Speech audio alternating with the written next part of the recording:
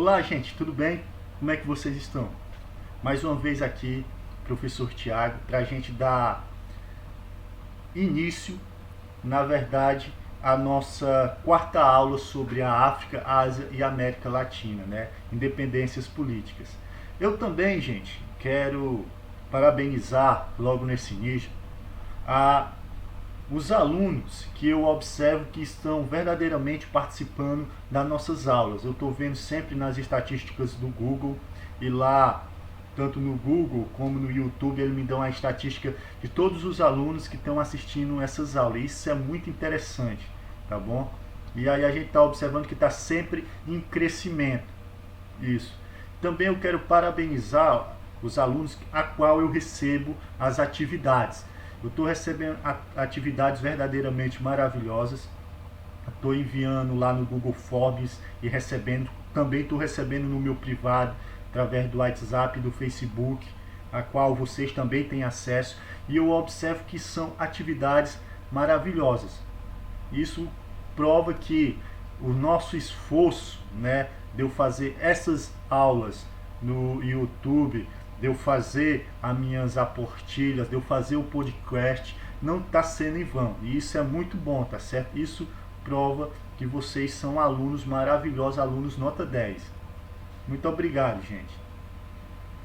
Também eu quero dizer, gente, que deixa o seu like aí, deixa o seu gostei aí embaixo, que isso vai incentivar nós, educadores, a produzir mais materiais para vocês, né? Eu já estou produzindo 3 porque verdadeiramente eu sinto um amor muito grande em dar aula, um amor em produzir esse material para vocês, para que vocês tenham uma educação de qualidade, mesmo remota, uma aula à distância, mas eu quero que seja uma educação de qualidade. Então eu já estou produzindo 3 materiais. Então deixa o like aí, deixa o gostei, se inscreva no canal, que isso incentiva cada um de nós, educadores, a dar o nosso melhor pela educação. Valeu, gente. Então vamos dar agora início à nossa aula. Hoje a gente vai falar sobre 4 assuntos bastante interessantes. A gente hoje vai falar basicamente sobre a América Latina. Nas aulas anteriores a gente falou sobre a África, né, sobre principalmente a independência africana, sobre as ditaduras africanas. A Ásia também a gente vai observar a luta pela independência da Ásia. Inclusive a gente falou de alguns personagens que foram bem importantes para a história da independência, inclusive da Ásia. E hoje a gente vai falar sobre a América Latina. E para dar origem, hoje aqui, o que a gente vai falar da América Latina, a gente vai falar de 4 tópicos importantes. O primeiro, o nacionalismo e o populismo aqui na América Latina. A gente vai falar da América Latina caminhando para sua industrialização, por que a América Latina começou a se industrializar. E aí a gente vai falar também a guerra ao comunismo e as ditaduras militares aqui no Brasil. Então vamos lá, né, gente? Vamos começar. No início do século XX, gente, teve, através da Revolução de 1910, teve uma onda nacionalista que começou a ganhar força. Começou primeiramente lá no México e vai se espalhar pelo resto do continente americano. Esses nacionalistas, né, que eles rejeitavam toda a influência estrangeira, né, no seu país. Verdadeiramente eles não queriam que o seu país tivesse influências de outros países fora da sua cultura. E eles começaram principalmente a defender a valorização da sua cultura, principalmente da cultura latino-americana. Inclusive tem até aquela música do Belchior, né, que ele diz que é apenas um rapaz latino-americano. Isso é uma força, uma influência que ele trouxe desse movimento contra o estrangeirismo e valorização principalmente da cultura. Eles também, gente, valorizavam principalmente a mestiçagem, que foi que deu origem, inclusive, no continente americano, né? Verdadeiramente, por exemplo, lá no México, teve a cultura, a mistura da cultura indígena com a cultura europeia. Aqui no continente também, na América do Sul, aqui no Brasil também, a gente nasceu da mestiçagem, né? Nós temos sangue indígena, nós temos sangue negro, nós temos sangue europeu que corre nas nossas veias. Então, a nossa cultura nasceu dessa mistura desses povos.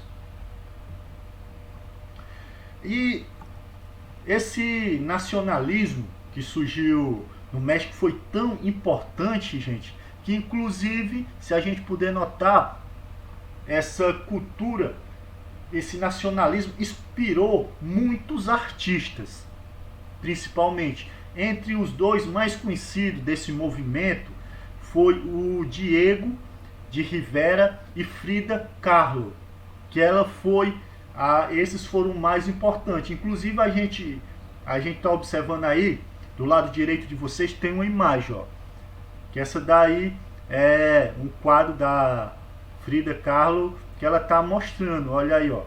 Do lado esquerdo mostra a influência principalmente cultural mexicana, se a gente está observando aí, ó. Aí a gente está observando aí, ó, os palácios dos maias, astecas, incas, né, que faz parte dali da cultura mexicana. E aí a gente está observando aí os alimentos, algumas esculturas estão ali. E do outro lado a gente está vendo os norte-americanos. Estão vendo ali, ó, com sua industrialização, com a sua influência, que eles estão, através da industrialização, ele vai impor a sua cultura, o seu mercado aos outros povos. E aí a gente observa isso aí, que é um quadro onde que mostra verdadeiramente essa cultura, que os artistas vão adotar esse nacionalismo para si mesmo. Na década de 1920, com a queda da Bolsa de Valores de Nova York, né, a gente vai observar que o mundo inteiro vai entrar numa crise mundial econômica. E aí o que é que vai acontecer? Nos países que faz parte do continente americano, vão diminuir drasticamente a exportação dos produtos latino-americanos, né? Então os preços desses produtos vão despencar no mercado internacional. E aí o que é que vai ocorrer? Nos países da América Latina vai acontecer uma crise gigantesca. E aí a principal característica disso vai ser o desemprego, vai tomar conta dos países da América Latina, inclusive no Brasil. Vai aumentar a desigualdade social, que a gente observa que em pleno século XXI a nossa desigualdade social ainda é gigantesca. Imagine nesse período, lá no começo do século XX, e aí a gente vai observar que isso vai se alastrar, vai ser verdadeiramente horrível, vai deixar muitos países na miséria. E aí, gente, o que é que vai acontecer?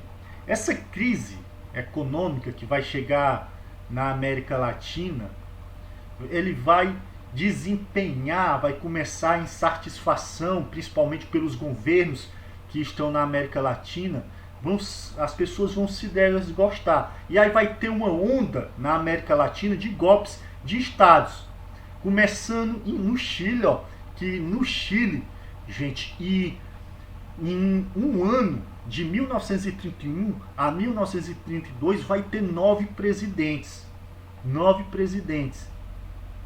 para a gente observar. Um vai entrar, não vai resolver, vai outro, e vai tendo, verdadeiramente vai se instalando essa crise, inclusive no seio do governo.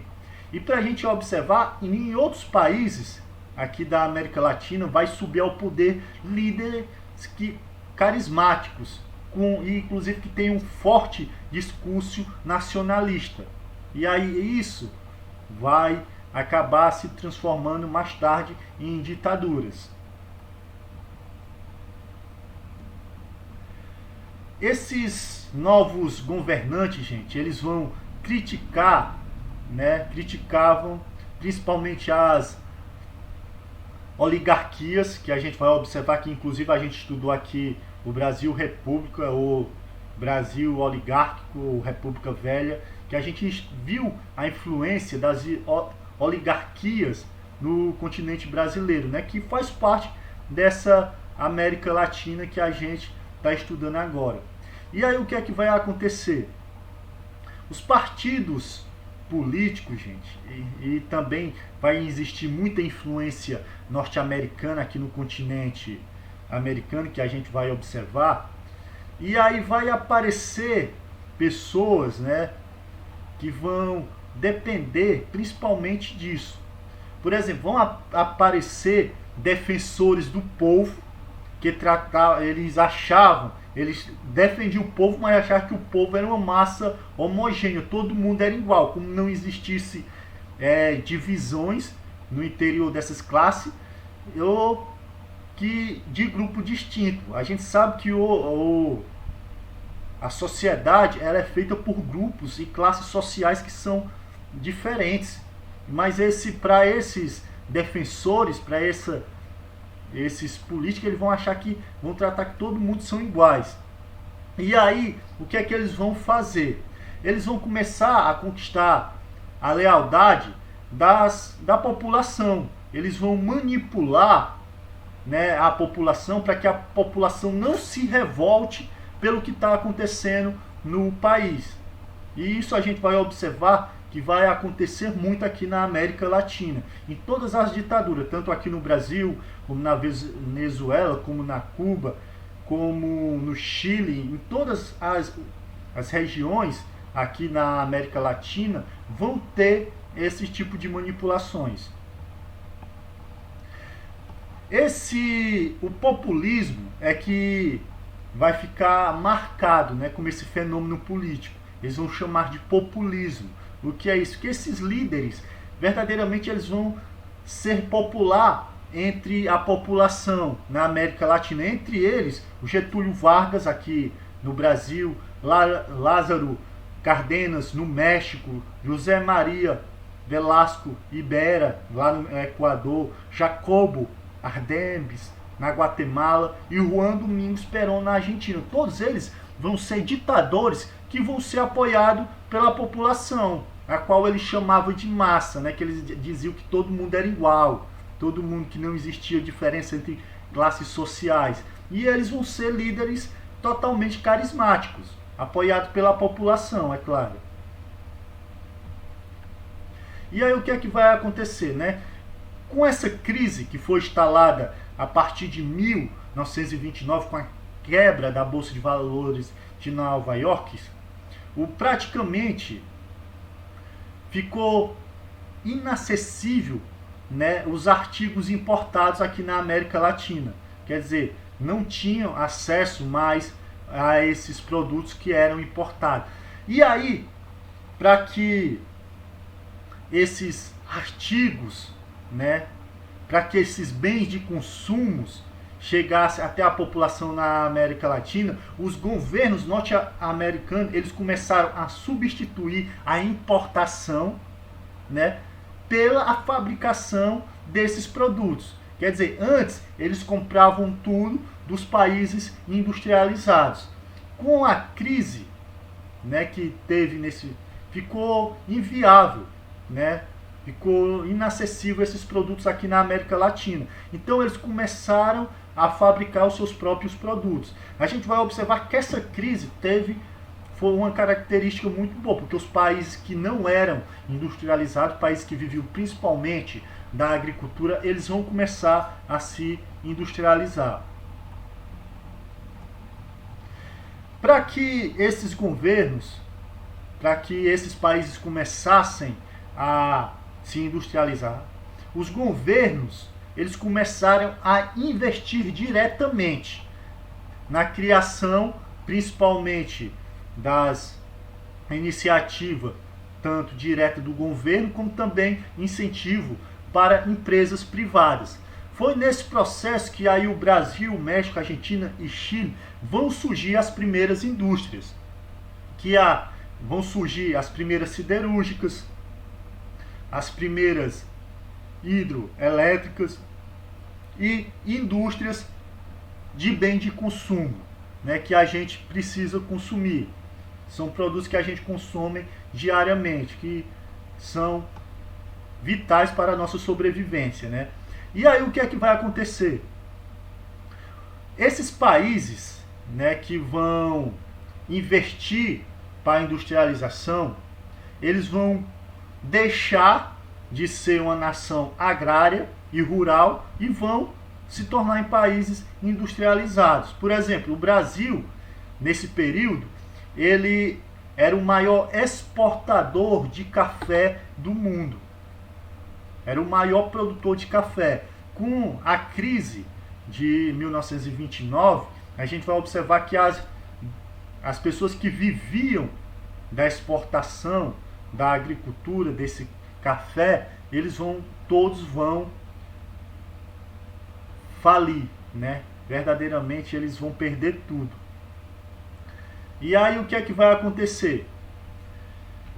Na década de 50, o Brasil, Argentina e México, eles produziam 72,4% da produção industrial da América Latina. Eles foram os primeiros países a caminhar para a industrialização. Foi esses três, o Brasil, Argentina e México.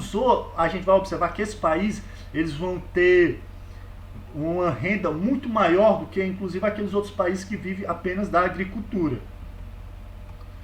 E aqui a gente vai ver isso, né? Os países que se tornaram países industrializados, eles têm uma economia muito maior, né? Eles vão ter uma economia que o PIB, né, o Produto Interno Bruto, vai ser muito maior do que os outros países que vivem apenas da produção agrícola e da exportação, como o Haiti, a República Dominicana, Honduras, Equador e Panamá. Que a gente vai observar que eles vão ter uma economia bem diferenciada. Os países industrializados vão ter uma economia mais forte, mais alta, enquanto os que vivem da agricultura vão ter uma economia muito menor. Guerra ao comunismo. Aí, gente, a gente vai observar que essa guerra ao comunismo é que vai dar origem a algumas ditaduras que a gente vai ter, principalmente aqui na América Latina, né? Que a gente vai observar que com a Guerra Fria, o mundo está lá bipolarizado entre a União Soviética, entre os Estados Unidos, a gente vai observar, e aí, principalmente os Estados Unidos, a nação norte-americana, né, ela vai lutar principalmente contra o comunismo.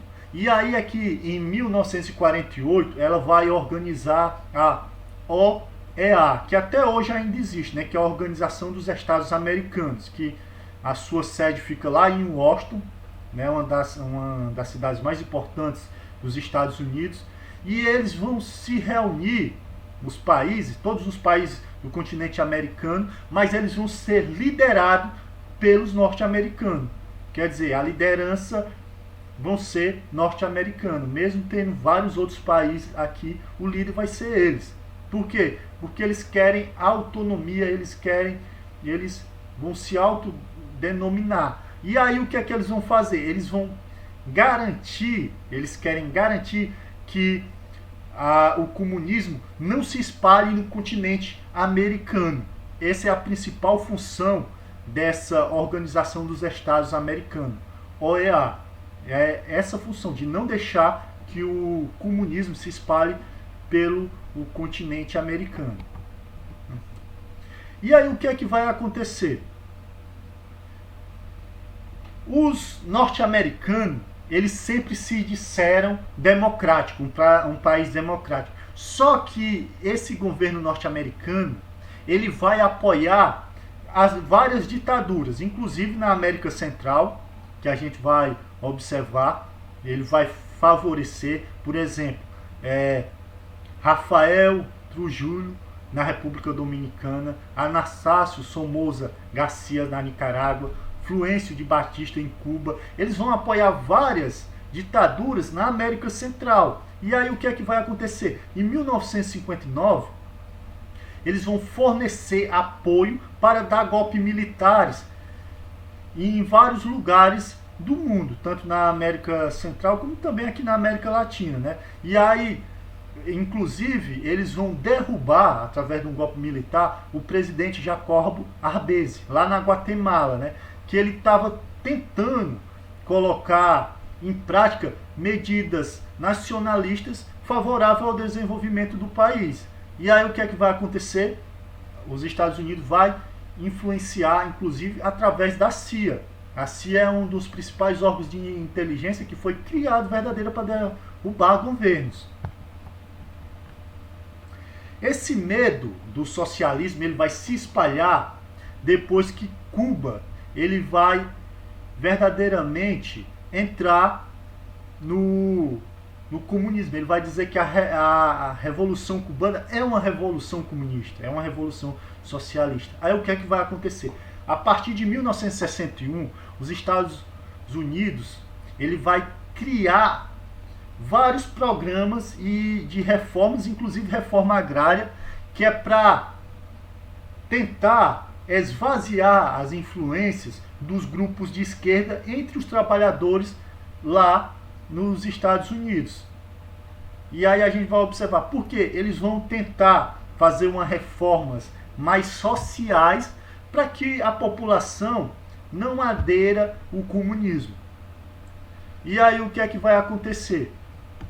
Também, no mesmo tempo que ele vai fazer essas reformas, ele vai também estimular e vai treinar militares norte-americanos para combater as guerrilhas norte-americanas que vão surgir aqui na América Latina após a Revolução Cubana, né? Inclusive eles treinaram os militares norte-americanos para capturar e matar Che Guevara, que ele era que levava essas ideias de comunismo a toda a América Latina.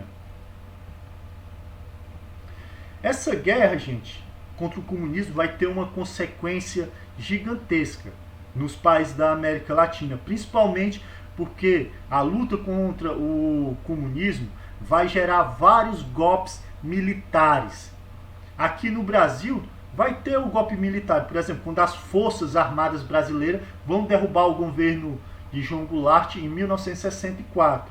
Na Argentina também vai ter, na Bolívia, no Peru, no Panamá, no Uruguai, no Chile, vai ter vários golpes militares. A gente vai observar. Então isso vai acontecer no Brasil, vai acontecer porque a guerra contra o comunismo vai ter como consequência as ditaduras militares que vão ser colocadas aqui em países da América Latina. De modo geral, gente, as ditaduras militares aqui na América Latina, como na América Central, elas vão ser autoritárias e violentas. Na década de 70, aqui no Brasil, na Argentina, no Chile, no Paraguai, no Uruguai, na Bolívia, eles vão se juntar e vão fazer um acordo de cooperação mútua, chamado Operação Condor. Que a Operação Condor, ele tinha principalmente, seu principal objetivo era reprimir, né, reprimir o conjunto de resistência, né, que muitas pessoas que vão ser chamadas, inclusive, de terroristas, eram pessoas que eram contra a ditadura militar nos seus países. Então eles vão reprimir, capturar, né, inclusive serão mortos muitas pessoas que são contra essas ditaduras militares. Por exemplo, a mais terrível, gente, foi a ditadura do Chile. Aqui no Brasil também foi terrível, mas olha o que vai acontecer no Chile. No Chile, milhares verdadeiramente de pessoas, né, vão dar um golpe militar lá no Chile, vão derrubar o governo socialista do Salvador Allende, e aí em setembro da década de 70, mais precisamente em 1973, milhares de presos políticos, vai ser tão grande a quantidade de presos políticos que eles vão ser levados a um estádio de futebol e eles vão ser fuzilados. Vão ser fuzilados. Muitas pessoas, é tão grande ó, que vão ser fuzilados no campo de futebol. E eles vão ser enterrados em covas coletivas. E aí a gente vai observar que até hoje esse governo ditatorial, né, principalmente o do general Augusto Pinochet, é terrível. É terrível. Milhões de pessoas ainda estão desaparecidas, ninguém sabe aonde é que estão localizadas. Tudo no governo ditatorial do general Augusto Pinochet. A gente vai observar, gente, que esses militares, quando ele chegou no poder, eles chegaram através das crises que existiam aqui no país, e eles vão tentar, primeiramente, promover a recuperação econômica no país, né? E aí o que é que eles vão fazer? Eles vão estimular a exportação, a abertura do mercado externo, tudo para melhorar a economia. Eles vão fazer ajustes econômicos, né, para combater a inflação e o déficit público. Mas tudo isso, gente, não vai funcionar. Essas medidas que eles estão tomando do déficit público, de ajustes fiscais, vai fazer com que os países na América Latina entrem numa grave crise econômica. Principalmente, o que é que vai ter? A dívida externa vai aumentar, o salário vai ter aquele arroxo salarial, né? O salário não vai crescer nesse momento, e aí as pessoas vai diminuir o poder de compra, e quando diminuir o poder de compra das pessoas, a crise se alastra mais, porque vai ter lá produtos para vender, mas as pessoas vão optar em comprar aquilo que é necessário.